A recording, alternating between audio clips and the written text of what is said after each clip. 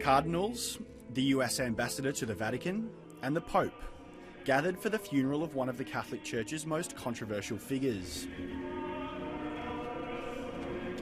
Over 200 people attended the lavish service in St. Peter's Basilica at the Vatican. Certo, la vita è un dono.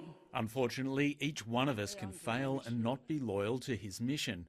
This is why at the beginning of each Mass we say Confiteor, I confess to God the Almighty because I made many sins, my fault, my greatest fault. Cardinal Law was the Archbishop of Boston for 18 years, one of America's most prestigious and wealthy archdioceses. He was at the centre of an investigation by the Boston Globe, which revealed widespread cover-ups of child sexual abuse, forcing him to resign in 2002. He became the face of the sex abuse scandal that rocked the Catholic Church in the early 2000s, and was depicted in the Academy Award-winning film, Spotlight. We need to focus on the institution, not the individual priests. Practice and policy. Show me the Church manipulated the system so that these guys wouldn't have to face charges.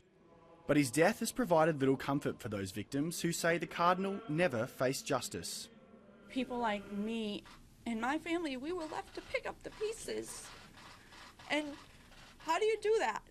How do you go forward with your life and look in the mirror and say what you did was the best thing for victims when you did nothing? They say, you know, never wish harm to anybody.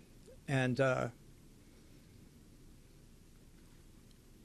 I just hope that man suffered every day of his life, knowing what he did, knowing that people were waiting to bring him back to the United States and hold him trial for what he didn't do.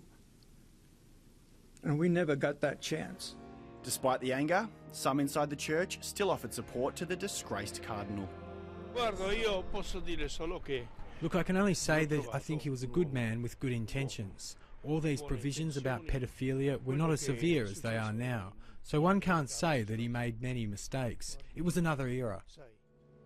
It is protocol for the Pope to give the final blessing for cardinals who die in Rome. But many have questioned why Francis, who has broken with protocol in the past, chose not to in this case.